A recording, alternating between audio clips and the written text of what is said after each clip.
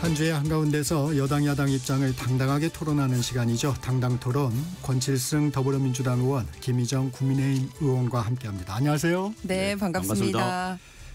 청문회 슈퍼위크입니다. 어제 이틀째였는데 장관 후보자들에 대한 인사청문회를 두고 여야는 엇갈린 평가를 내놓고 있습니다. 여야 입장 들어보겠습니다. 권칠승 의원님. 네, 뭐 야당 평가 먼저 들어봐야 될 것 같은데. 네. 할 말이 없으시군요. 네. 아니 뭐 이제 이런저런 후보를 둘러싼 논란들이 뭐 있는 거는 피할 수 없는데요. 어쨌든 뭐 논란이 있다는 것 자체에 대해서 뭐 여당 의원으로서 아쉬움도 있고 또 뭐 국민들에게 죄송한 부분도 있다고 생각합니다. 뭐 또 비슷한 이야기를 대통령실에서도 이미 한 적이 있죠. 그런데 이제 인사청문회 제도의 취지에 대해서는 다시 한번 생각해보는 그런 계기가 되었다고 생각합니다.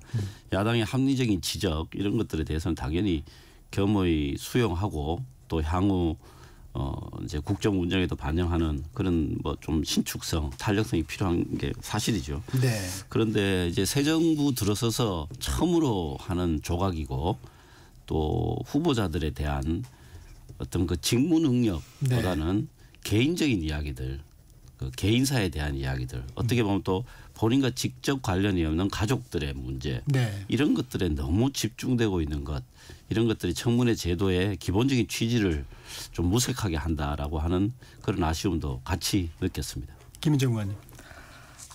네. 인사청문회 제도를 전반적으로 돌아볼 계기가 됐다는 거에는 공감을 합니다. 현재 제가 김민석 총리 후보 인사청문회 끝나고 나서요.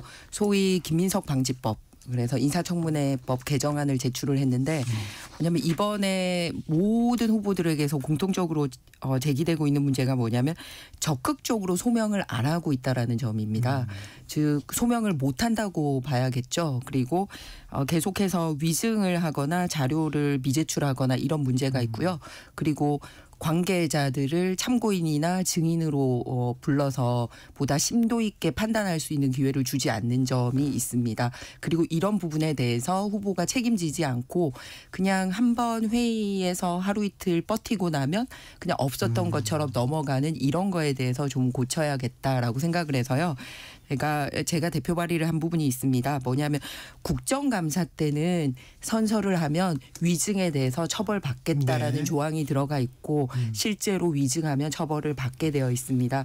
그런데 인사청문회에서의 선서는 그 조항이 없기 때문에 구속력이 없습니다. 그래서 위증이나 자료 미제출이나 거짓 제출을 할 경우에는 소위 국정감사 증인이나 참고인처럼 형사처벌을 받을 수 있도록 똑같이 하자라는 내용으로 개선이 되었으면 하고요. 그런데 자료 제출 중에서도 예를 들어서 국가기밀과 관련된 업무를 했다. 그런 경우는 예외 조항을 두도록 하자라는 게 제 의견입니다. 그리고 이거를 무슨 개인 의원이 이렇게 처벌을 요청하거나 하지 않고 위원회 판단으로 의무적으로 이제 위증죄로 고발을 하는 내용을 담고 있기 때문에 이 부분은 이번 인사청문회가 끝나더라도 한번 챙겨서 인사청문회 제도가 잘 됐으면 하는 부분이고요. 다음으로는 그 야당의 합리적인 지적에 대해서는 수용해야 된다라는 우리 권 의원님 말씀 참 감사하게 생각합니다. 뭐냐면 강훈식 대통령 비서실장께서 대통령님 눈이 너무 높다라고 얘기하신 부분이 사실은 국민들의 눈높이랑 맞지 않는 부분이었어요. 오히려 대통령님 눈높이를 맞추는 게 중요한 게 아니라 국민 눈높이를 맞춰야 되는데 대통령님 눈높이가 너무 높다라고 얘기를 했는데 국민 눈높이에 차지 않는 인사가 발생을 하고 있거든요. 그래서 그거는 대통령실의 굉장히 잘못된 눈높이다. 그렇기 때문에 과거 모든 노무현, 김대중, 이명박, 박근혜 대통령 때처럼 결격 사유는 어떤 항목은 우리가 주력해서 결격 사유로 보고 있겠다. 그런데 권장하는 사유는 뭐다라고 정확하게 지침을 밝히실 필요가 있지 않나 그렇게 생각을 합니다. 우리 김희정 의원님은 인사 기준에 대한 얘기를 꾸준히 하고 있습니다. 네, 그래야지 예측을 할 수 있고 검증하시는 분들도 거기에 맞춰서 검증을 하고요. 본인들의 자가 검증 제도도 있습니다. 보통 역대 정권에 다 있었는데요. 장관으로 내정이 되면 본인들에게 이렇게 체크를 해서 내게 하고 있습니다. 그러면은 그 과정에서 본인이 스스로 부족하다라고 드랍하시는 분들이 있었습니다. 그런데 그러지 않고 버티는 지금의 후보들을 보면 그런 검증 기준이 명확하지 않기 때문에 생기지 않나 이런 생각이 듭니다. 어제 청문회 내용 좀 보겠습니다. 지금 뭐 자료 제출 문제도 김희정 의원님 말씀하셨는데 안규백 국방부 장관 후보자 단기 사병 복무를 오히려 기준보다도 8개월이나 더 길게 한 부분이 이제 의혹이 불거졌습니다. 이 병적 기록 자료 결국 내지 않았습니다. 이 부분은 좀 어떻게 보십니까? 그 해명한 내용을 보면은 워딩이 이렇습니다. 실제로는 14개월 만인 1985년 1월에 소집이 해제된 상태로 대학에 복학을 했는데 추가로 더 며칠 복무를 해야 된다는 통보를 뒤늦게 받고 그해 8월 병력에 잔여 복무를 채웠다. 이렇게 이야기하면서 이제 그 기간들이 전부 산입이 된 것이다. 그래서 이제 한마디로 행정 착오에 의한 과다한 이제 길게 이제 원래 의무 복무 기간보다 더 길게 복무한 것으로 되어 있다라고는 이런 해명이었죠. 그래서 이제 이거는 행정 착오라면 국방부에서 그 당시 상황을 좀 밝혀서 해명할 문제가 아닌가 싶습니다. 이게 비공개로라도 좀 오픈을 해버렸으면 네. 이제 앞서 국방위원장 성일종 국방위원장도 얘기를 했지만 바로 청문 보고서도 채택을 하려고 했다. 이렇게까지 얘기를 하는데 비공개로 오픈할 수는 없었나요? 이 국방부 장관 후보자인데. 이제 국방부 장관의 이제 군령 지휘자로서 좀 부적절하다 뭐 이런 식의 이제 이야기가 있었거든요. 그래서 저도 뭐 구체적인 내용을 못 봤기 때문에 제가 뭐라고 이야기는 하긴 힘듭니다만 행정 착오의 부분이라고 한다면 국방부에서 어떤 절차를 통해서 내용을 밝히는 게 순서가 아닌가 싶습니다. 김희정 의원님 이 사안은 좀 어떻게 보셨어요? 국방부에서 절차를 통해서 밝힌다라는 거 굉장히 좋은 제안입니다. 저희도 원하는 바인데요. 문제는 그러면 국방부에서 후보자에게 이러이런 걸 밝힌 것도 좋습니까? 라고 보낸 서류에 후보자가 사인을 안 하고 있다는 사실입니다. 이게 전 부처에서 자기 부처에서 귀하의 정보가 나갑니다. 그러니까 개인정보 동의를 해주세요라고 저희가 서류를 보냅니다. 그러면은 뭐 출입국 기록 같은 경우는 법무부에다가 이제 후보자가 사인해주고 이렇게 병적 기록은 사인을 해줘야 되거든요.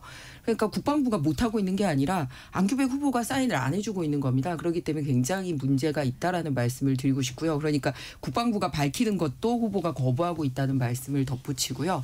두 번째는 제가 알기로는 정말 군대 문제 남자분들한테 굉장히 민감하잖아요. 아무리 방이었어도 제가 알기로는 정말 1시간만 더 복무하라고 해도 거의 난리 나는 게 군 복무인 걸로 알고 있습니다. 그런데 무려 8개월이나 더 복무를 했단 말이에요. 그리고 이제 80년대에는 사실 이분이 뭐 예를 들어서 너무너무 이런 행정에 밟지 않거나 말을 할 수 없는 위치에 있지 않고 80년대 한참 운동권 학생들이 민주화 이런 얘기를 할 텐데 만약에 부당한 복무가 있었다면 이거 자체도 민주화 운동에서 거론이 될 수 있는 그 정도 사안입니다. 그런데 오히려 한 번도 거론이 되지 않고 이번에 국방부 장관으로 후보로 지명된 다음에 밝혀졌기 때문에 뭔가 이상이 있게 보여요.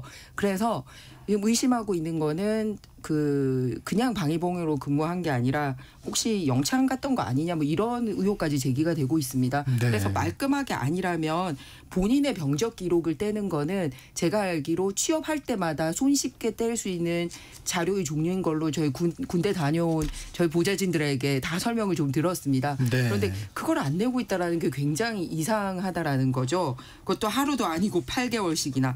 그래서 이거는 앞으로 군을 지휘해야 되는데 병무행정 착오다라고 핑계대는 게 과연 적합하냐라는 문제 제기를 하고 싶습니다. 이거는 빨리 간단한 서류 제출로 해명을 하는 게 좋을 것 같다는 말씀을 드립니다. 안규백 후보자 인사청문회에서 이 전시작전권 문제가 나왔습니다. 이재명 정부 임기 중에 전시작전권 전환이 목표다 이런 언급을 했는데 대통령실에서 일단 진화는 했습니다. 이게 후보자 개인 의견이다. 목표 시한을 정하고 있지는 않다. 이렇게는 밝혔습니다. 이런 엇박자는 좀 어떻게 보셨습니까?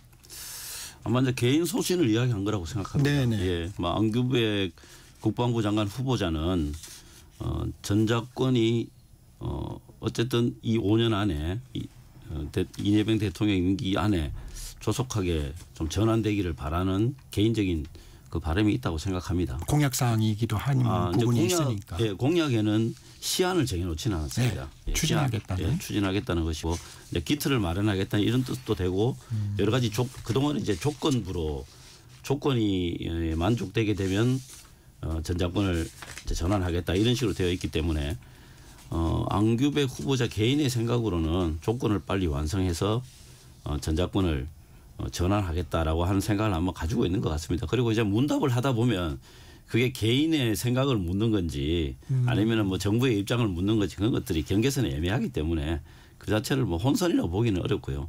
그 다음에 대통령실에서 이야기한 것은 5년 이내에 전작권을 전환한다라고 하는 것이 정해진 내용이 아니라는 그런 이제 그 가르마를 분명한 것이기 때문에 뭐 혼선이라고 보기는 좀 어렵다고 생각합니다.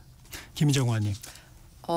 우리 권 의원님도 그렇고 저도 그렇고 인사청문회를 받아봤기 때문에 그러셨죠. 그런 경험에서 제가 좀 말씀을 드리겠습니다. 뭐냐면 개인 사생활 검증과 관련돼서는 전적으로 본인이 준비를 하고 이 부분에 대해서 이렇습니다라고 이제 대통령실이나 관계 부처에다 설명하는 방식이고요. 굉장히 그 부처에서 중요하게 생각하는 의사결정사항의 경우는 국무총리실, 대통령실, 관계 부처하고 다 현재 정부 입장은 어떤지 나는 이렇다라고 같이 다 논의를 하는 과정이 필요합니다. 이게 단순하게 국회에서 인사청문회 하루를 넘기는 과정이 아니고요. 장관이 되는 과정으로 서로 합을 맞추는 과정입니다. 그래서 그 과정에서 단순하게 해당 부처 장관하고만 하는 게 아니고요. 예를 들어서 국방부 장관의 경우는 통일부 장관, 외교부 장관 쪽은 어떤지까지 합을 맞춥니다. 여성가족부 장관의 경우는 필요하면 청소년 업무는 교육부 장관, 그리고 아동 업무는 복지부 장관 쪽 의견이 어떤지까지 해서 같은 의견이 나가도록 정책 조율을 한 겁니다. 그래서 계속 말씀하시면서 왜 이렇게 신상에만 집중하느냐, 정책 청문회를 해달라라고 얘기를 하면서 정작 중요한 정책 청문회는 준비하지 않은 거를 극단적으로 보여주는 장면이지 않나라고 생각을 합니다. 이 부분은 오기 전에 대통령실하고 국방부하고 그리고 외교 통일부 장관들하고도 이 부분에 대해서는 전부 다 함께 공부를 하고 와야 되는 부분입니다. 그런데 정작권을 전환한다라는 게 대통령 공약사항이라는 정도는 이 문제에 관심 있는 일반인들도 아는 수준의 논의거든요. 그런데 그거를 딱 잘라서 5년이라고 얘기를 하고 그게 뉴스가 될 거라는 정도의 인지 능력은 있어야지 국방부 장관이 되지.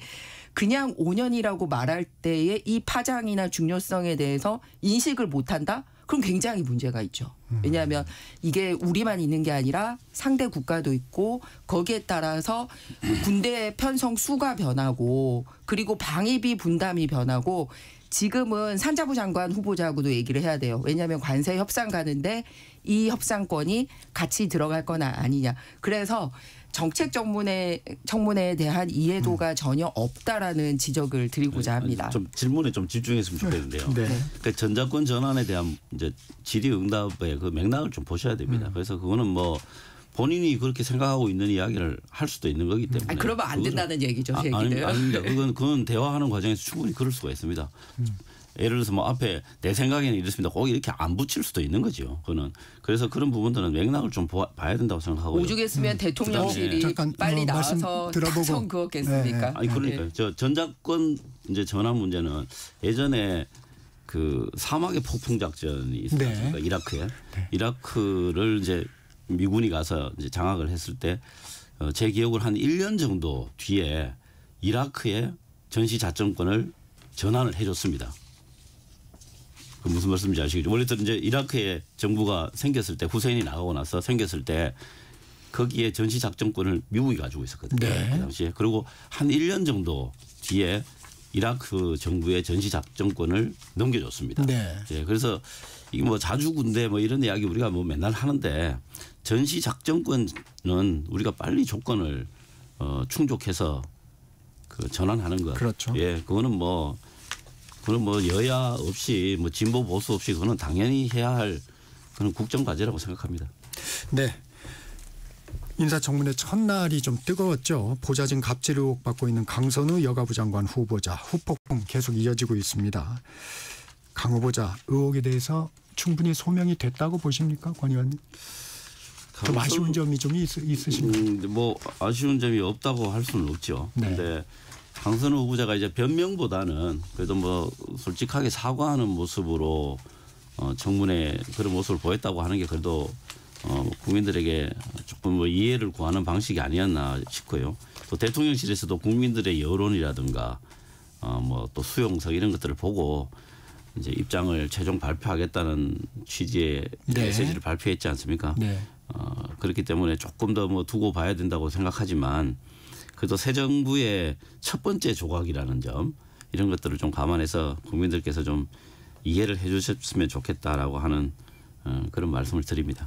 김 의원님, 이게 청문회에서 사과하고 이런 부분보다도 또 거짓 해명 논란이 불거져서 더 타격이 좀 있는 것 같습니다. 어떻습니까? 네, 맞습니다. 그 전에도 충분히 소명이 안 됐지만 겉으로는 뭐 심심한 사과를 한다라고 얘기를 하면서 변기나 쓰레기에 대한 이제 해명을 했습니다. 그런데 곧바로 청문회가 미처 그날 밤에 끝나기도 전에 언론을 통해서 보좌진과 강 후보자 간에 나눈 이제 텔레그램이 그대로 보도가 됐거든요. 그래서 네. 쓰레기 같은 경우도 명백하게 쓰레기 치우라고 하는데 그 과정에 있어서 일회성이 아니라 상습적으로 그런 일이 있었다라는 게 또 강 뭐 이런 식으로 나오면서 일회성이 아니고 상습적으로 일어났다라는 게 보여졌고요. 그리고 변기 부분에 있어서도 다 하고 난 다음에 보고까지 이루어졌고요. 이 과정에서 좀 인식에도 문제가 있었던 게요. 회관 그 보좌관이 아니라 지역 보좌관에게 네네. 시켰다. So what 뭐 이런 식이었거든요. 그런데 사실은 그거는 누구한테도 시켜서는 안 되는 일인데 회관 보좌관하고 지역 보좌관에게 차등 두는 발언을 한 부분이라든지 이런 게 거짓이 거짓을 또 낳고 새로운 증거가 나오고 이런 부분이 상당히 문제가 되는 것 같습니다. 그래서 이것 또한 저는 여성가족부 장관 직무 연관성이 있다라고 보는 게 뭐냐면요.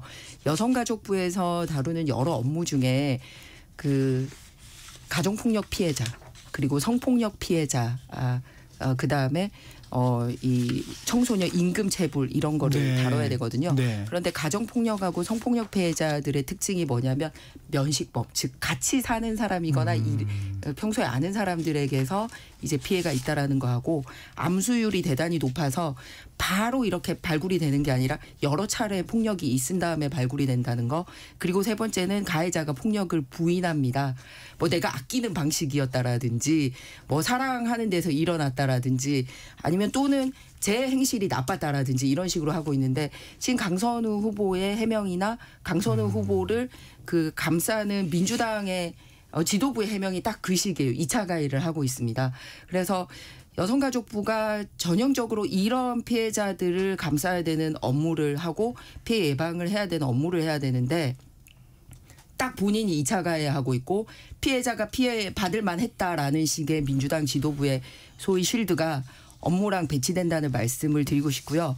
오늘 추가로 나온 게 근로기준법 위반으로 보좌진이 진정서를 2차례나 냈던 게 네. 나왔더라고요.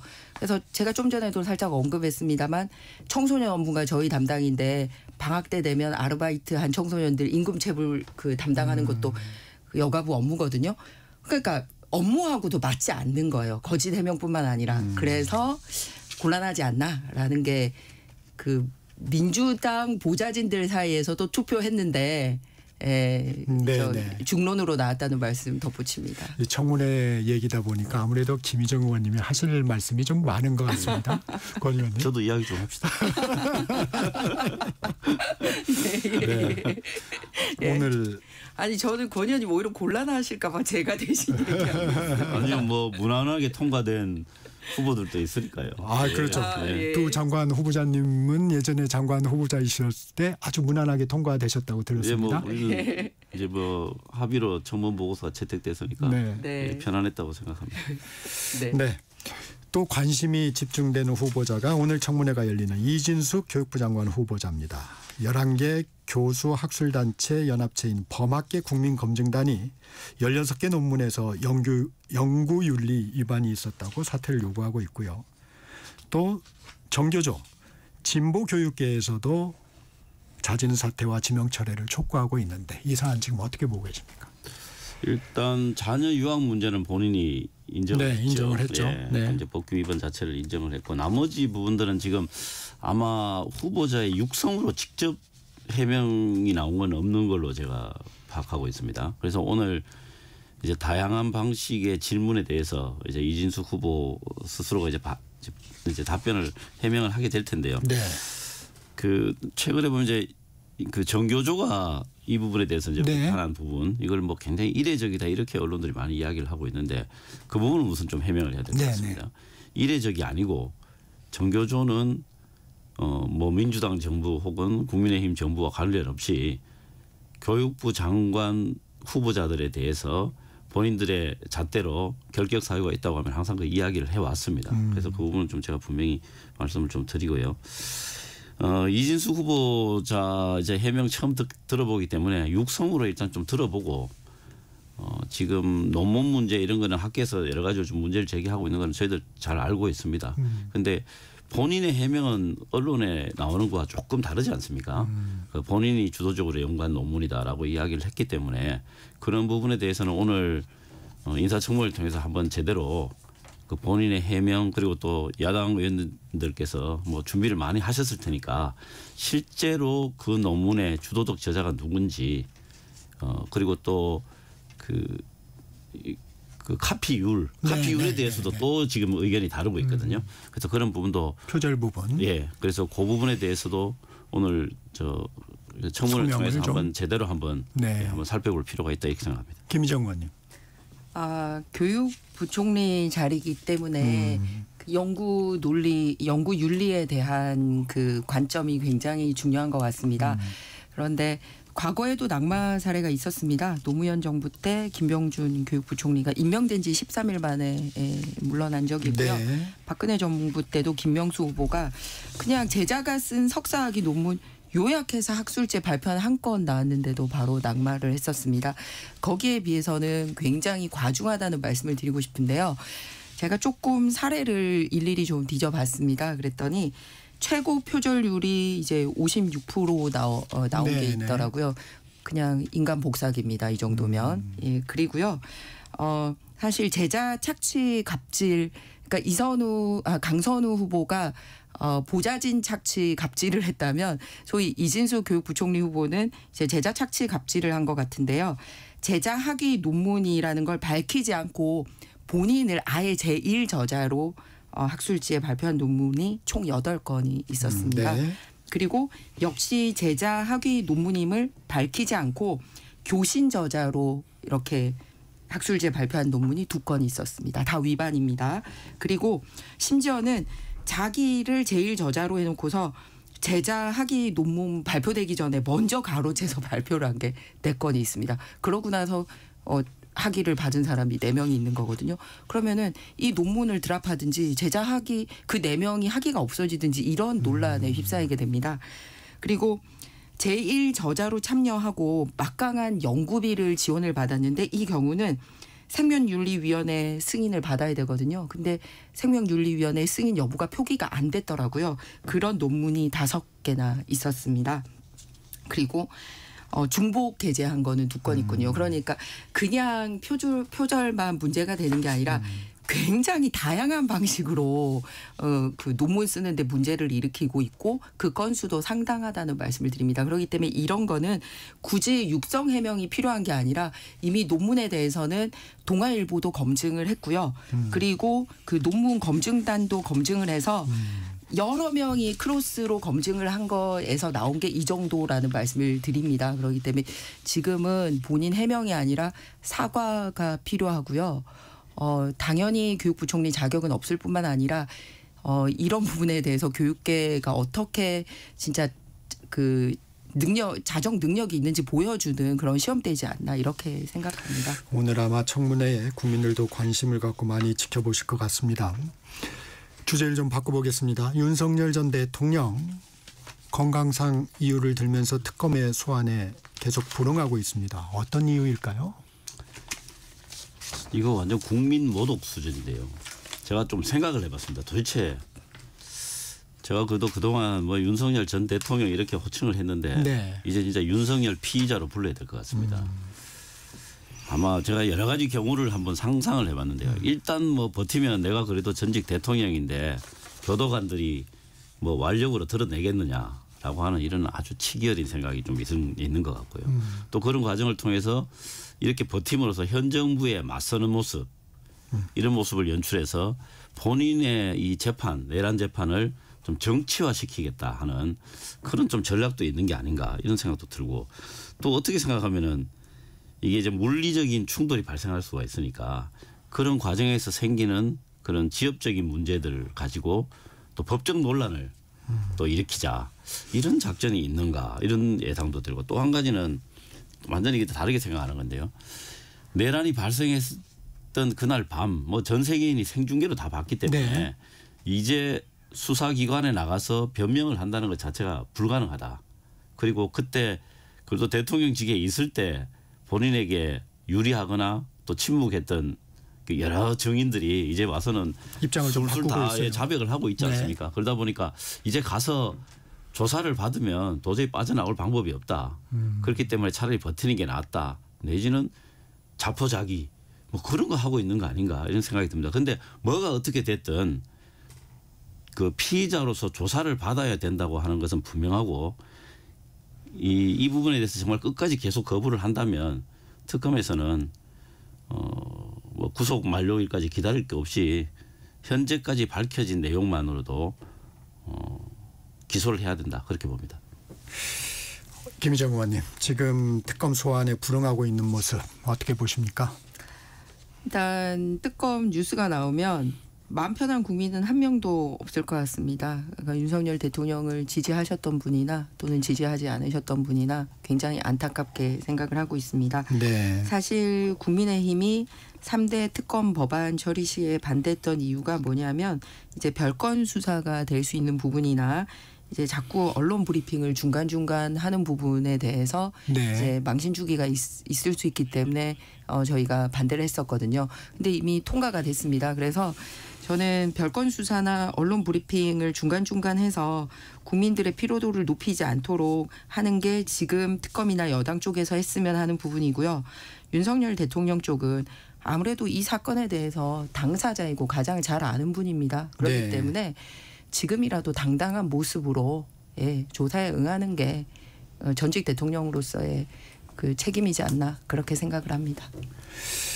이 내란 특검은 윤 전 대통령의 조사 거부와 관련해서 강제구인에 실패한 서울구치소 쪽에 책임을 묻겠다고도 했고 또 구속기간 연장 없이 바로 기소하는 방안도 검토하고 있다고 했는데 앞으로 좀 상황은 어떻게 전망하세요? 이제 서울구치소에 책임을 묻겠다고 한 거는 아무래도 윤석열 피의자에 대한 네. 마무리해 주시고요. 이제 피의자에 대한 어떤 좀 압박도 되겠죠. 본인 때문에 다른 공무원들이 피해를 보는 그런 상황을 막겠다고 하겠죠. 예. 네, 당당 토론 여기서 인사드려야 될 것 같습니다. 네. 권칠승 더불어민주당 의원, 김희정 국민의힘 의원 함께 하셨습니다. 고맙습니다. 네, 좋은 하루 되세요. 고맙습니다. 정격시사 2부 마칩니다.